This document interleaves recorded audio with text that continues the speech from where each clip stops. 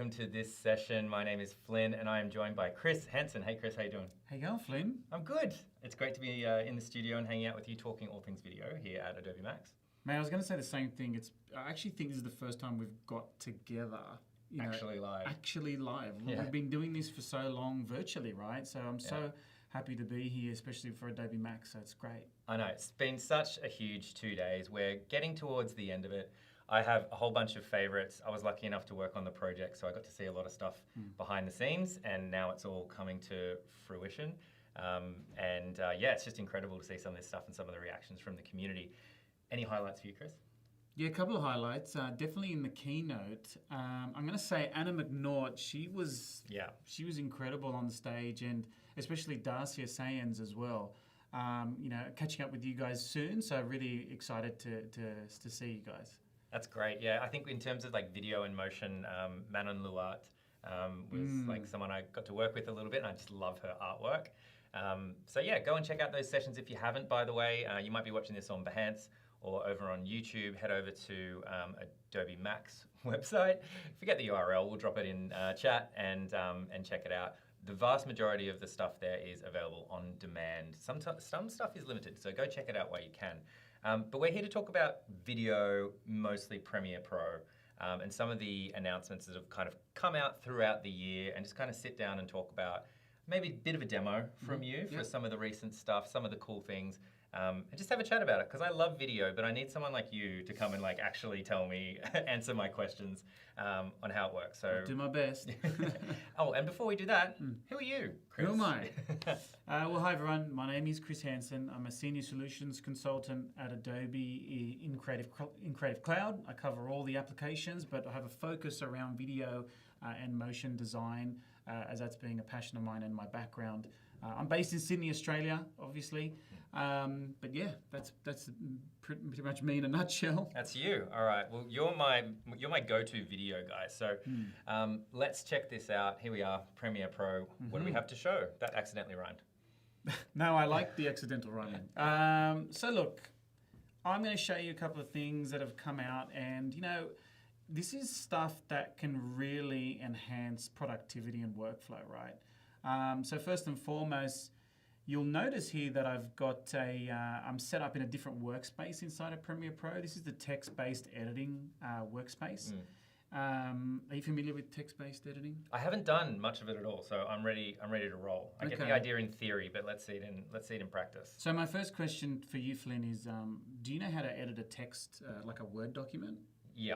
You do? I can do that, yeah. You mean just editing, deleting, and... Yeah, just like a Word document. Yeah, I have that skill set, yeah. So if you know how to do that, then you know how to edit video, right? Okay. Cool. let me show you what I actually mean by that. You notice here I've got a video up here in my project panel, and what I'm going to do is just kind of create a new sequence from that clip. Nice. Notice as well, it automatically transcribes this video. Just when you brought it into the timeline? Yeah, so the AI is smart enough to understand that it's a talking head. So in this scenario, it's me preparing. You can see I'm quite stunned there. Yeah, surprised to be on camera. Getting ready for probably one of my latest videos that I'm doing. Yeah. And it transcribes it, and this is where we can come in and start, making the edits to it. Now, what I meant earlier, right, about editing a Word document, this is exactly what I mean.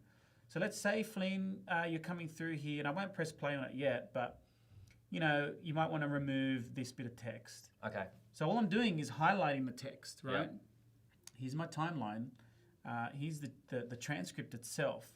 And all I'm doing is highlighting it, and now I can do a couple of things, right? So up here, I can edit the active text itself. So if I click on that, I can actually change the words. Like, for example, if there are some words that didn't get picked up, I mean, it's artificial intelligence, right? It's smart, but sometimes we've got to tell it to do a couple of things, right? I can come in here and actually make some of those subtle changes. But in this instance, what I want to show you is this, right? So I want to delete this bit here. I can do a couple of things. I can lift it, or I can extract it. Now, notice when I do that, have a look at the timeline down the bottom. I'm going to just click Extract. Premiere Pro is smart enough to not only update it in the transcript, but in the timeline. Oh, so it changed it Right there. Right. We'll get there. Of that. Right there, because what I'm now doing is I'm editing video based on text. Yeah, and wow. it's just really easy to go through. So if you're in a scenario where you've got a talking head, and maybe they're making a bunch of mistakes, clearly I have here, you can go through it and just take out chunks as you go through. That's amazing. Wow. It's really handy. Now, not only can you do that, right, but you might want to, let's sort of select another bit here.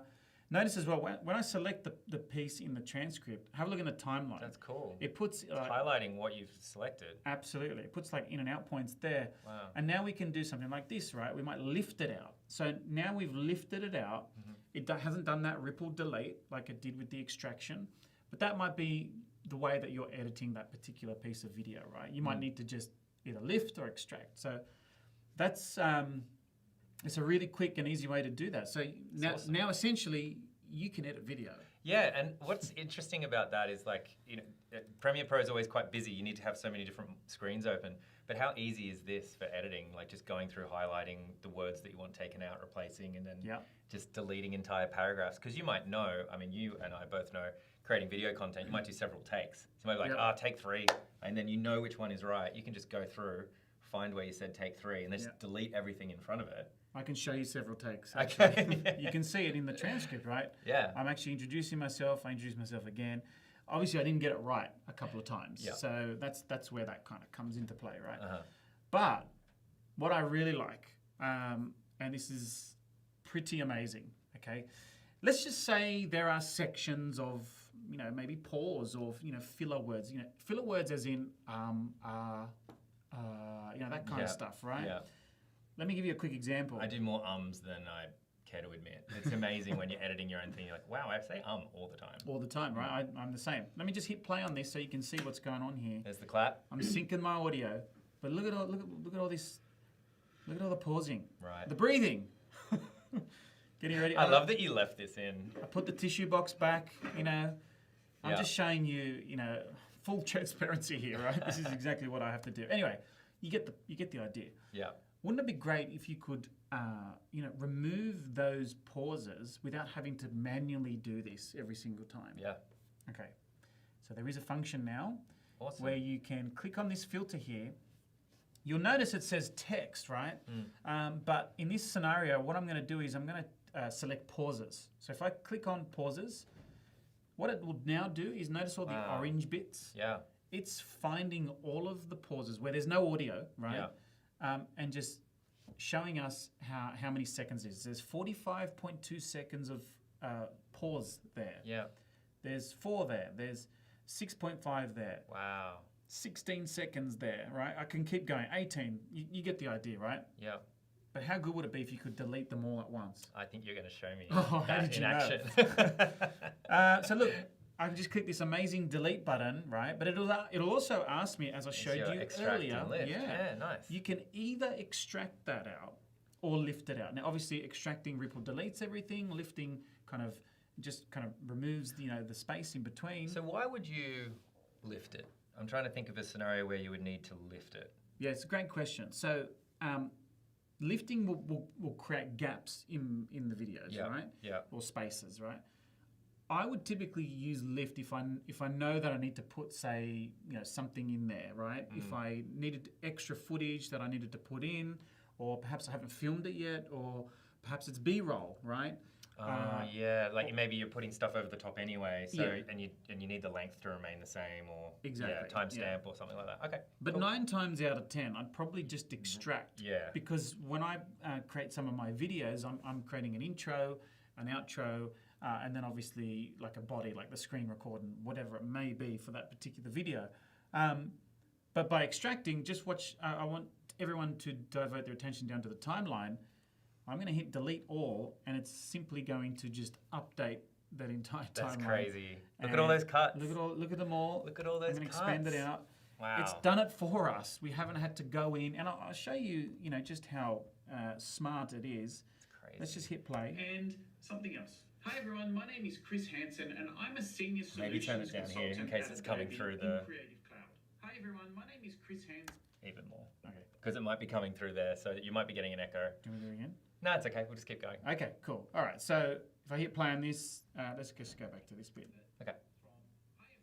So you can see the sharpness of that cut, right? Yeah. The AI is smart enough to realize that there were pauses. I stopped talking, and it just it just made that for us, and then Ripple deleted everything, which is fantastic. So crazy. I love seeing stuff like this. Anything that saves you time, you can literally just see you're getting days, hours, years of your life back if you're doing something like this all the time. But it also pains me to think of the weekends that I've spent going through and editing everything that is now a push of the button. I cannot tell you how many videos I've done, where I've had to do this manually, and I've done some this year. Right, like recently. Oh yeah, recently. But you know what else I love about what you can actually do in Premiere?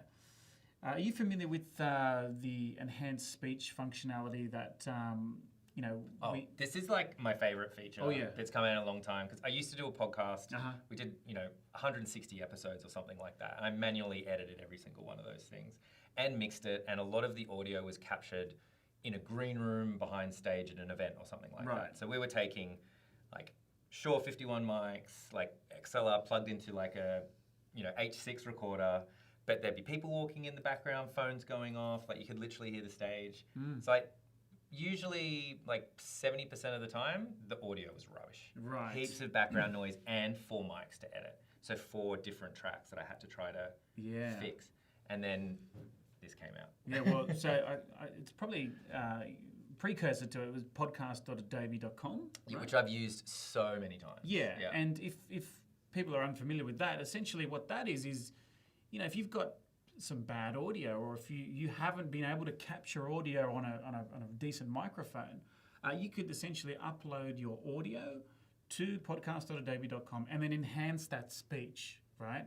Crazy. It is. It's very well done, and especially with background noise, as you were saying, Flynn. But we've now got it in Premiere Pro. So let me show you what I mean. Let's go, indeed. We're going to go to this bit here. I haven't listened to this section, so I could say anything here, right? Okay, probably relevant. I'm talking about time. Perfect. So I'm just going to jump over to my Essential Sound panel, and you'll notice here I've got Enhanced Speech. Awesome. Right? So first and foremost, it's been tagged as dialogue, obviously, as you can see here. And now what I can do is I can just click Enhance. Now, when I hit play on this, you'll notice the significant change. Now, but let me precursor that. You notice I've already got it kind of set to 7. So we're going to actually live move it up and down so you can hear that change. So I'll move the playhead back. We'll hit Enhance. And now it's enhanced, but now I'm going to drag this back, right? So less. Right, and then so that's almost nothing. Almost nothing, right? So let's hit play and drag it up.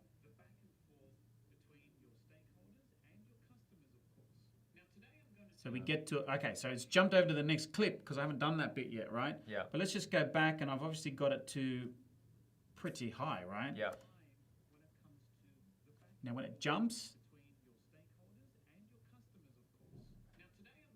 so you can see the change, right? It may not be the most drastic change, but at least you've enhanced that speech. So to remove some of the, some of the background noises and that kind of stuff, which is really powerful. Oh, it's incredible. Two things, I think.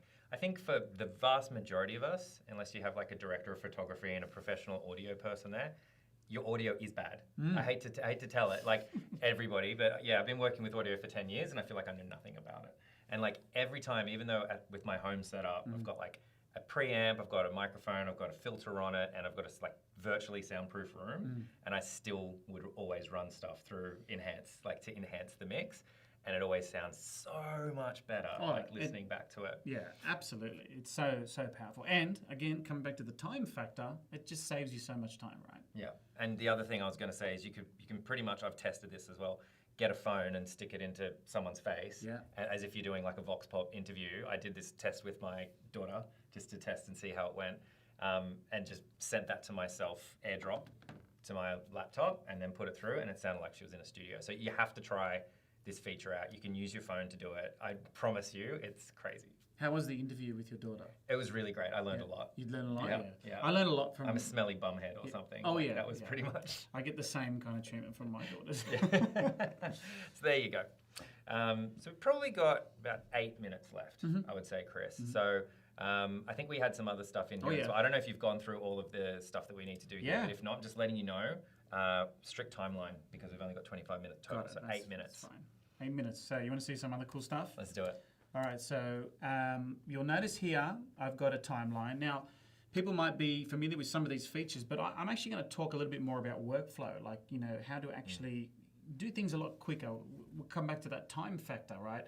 People need to be able to do things quickly, get things done, get things out fast. Yep. And we have AI that's inbuilt in Premiere to be able to help you with that process. So, I got a lovely, colourful timeline. I was going to comment on the colours. Yeah, it's really great. I take pride in my timeline. This is like labeling, naming your layers in Photoshop. Layer hygiene, right? Right. Layer hygiene. I love it. Very important. You'll notice here as well, I kind of have like a numbered system as well for when I kind of lay out my projects and things like that, sequences and so forth. It's just easier on the eye. You understand where you're going, right? So for example, I'm going to start at number 1, color. So, you know, in here, I've got a couple of sub-sequences. So if you're unfamiliar with sub-sequences, they're essentially sequences within sequences. If you're familiar with After Effects, you know, compositions, pre-comps, comps within comps. I could keep going, right? Yeah. You know, if I double click on this, you'll notice I've got two, it's pretty much its own sequence that I've set up, and then subsequenced it into another main sequence here. Right. And they're all the same. But in here, right, I can actually go across to my Lumetri color, and there's a feature here called auto color. That literally is one click of a button, and the AI can just automatically adjust those colors for you. It's based on... what's it based on? Yeah. It's based on what type of colors are coming through. Obviously, the light, the exposure, it's different every time because it's based on whatever is captured in the video. Right. Let's go to the next shot and we'll show you what I mean. So if I do that, it's adjusted it in different ways, right? Right. See how it's kind of altered it? The settings are different. Okay. So is the AI understanding that this is a photo of someone on a mountain skiing? Do we know if it's that depth? I don't know if it's that in depth. Who knows? But it's basing on like the colors themselves, the light, you know, water and things like that.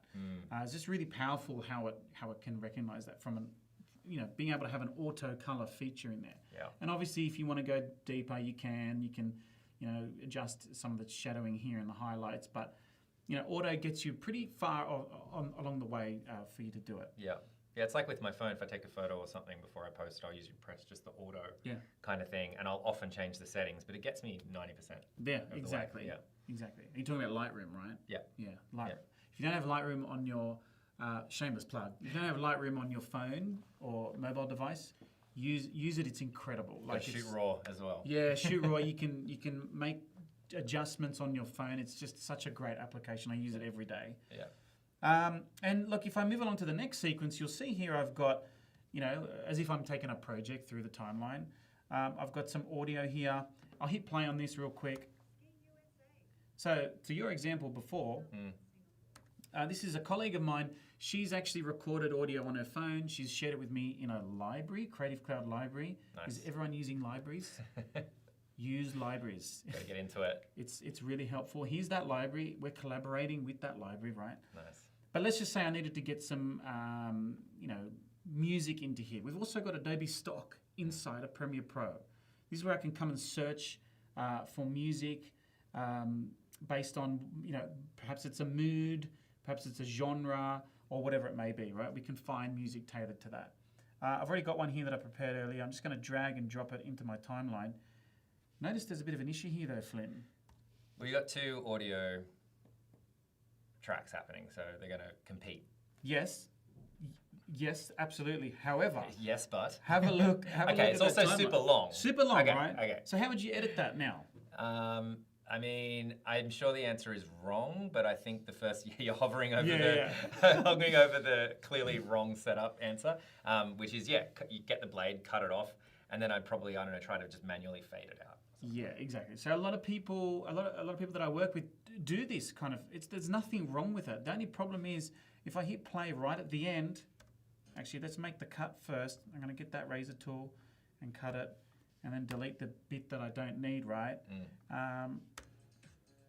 You get two things. Stops. Yeah. You get, a hard stop, and you're actually destroying, the audio itself. Well, it's a bit rubbish as well, because if it's a looping video, which a lot of it is, if it's going to be shared on social media or something like that, it's also going to go straight back to the start very suddenly. Yeah, exactly, right? And you actually lose a lot of the fidelity in the audio itself. But we have a tool, which many of you may be familiar with already. It's in Audition, Adobe Audition.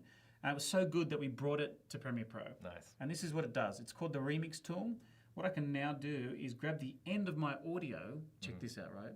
We're sitting in front of it, but yeah, he's grabbing the end of it. Okay, I'm grabbing the end of it. I'm just dragging it back. My trackpad is just not long enough, but I got there. Now I'm going to let go, and Adobe Sensei kicks in, which is our artificial intelligence, right? And what it's doing is it's analyzing that track, that piece of audio, and just finding the rhythmic patterns and just putting them together. It's pretty crazy. Just like that. Yeah. It's incredible. And you can see it with the stitching down here, right? See those stitches? I haven't had to cut this, right? I also don't lose elements of the track itself. So if I just hover over here and just hit play now. Wow. Yeah, you can't tell where the gap is. Yeah, exactly. And then right at the end, you get a nice fade out, and obviously when the video is properly finished, you get that. Nice. But then, the issue tends to come into play where, like you said earlier, Flynn, you can't really hear my colleagues' talk track. Yeah. How would we fix that? You always need that background music to be way lower than you think. Yes, absolutely. It's like 3% or something. Exactly. Yeah. And this is a feature that's been in Premiere for quite a while now. Not a lot of people know about this, right? It's an auto duck feature, right? Not quack quack. That's a terrible joke. But you'll notice here I've tagged these pieces here with dialogue. And the bottom track is tagged as music, as you can see up here, right? Right. What I now want that music to do is duck down against the dialogue. Nice. And because we've tagged it, you notice here ducking, I can check that box. I can obviously determine what it is, ducking against dialogue here, dialogue clips. I can change the sensitivity, what have you. But now I can just go ahead and tell Premiere, generate keyframes for me, and have a look at my timeline. Boom. Wow. It's done it in one click. Again, something that I would spend a very long time manually doing and listening back, and So that's incredible. So check this out. I hit play. Ducks down, ducks back up. Amazing. It's such an incredible feature, right? From a time-saving perspective, you can do that. Now, obviously, if you make changes to it, you have to regenerate the keyframes, but yeah. That's awesome. Yeah, I love this. I think we're getting pretty close to running out of time for today. So thank you, Chris. Thank you so much. This is actually our last session here for Adobe Live at Max. So thank you for everyone in chat, in all of the different chats. And I hope you have had a fantastic time at Max.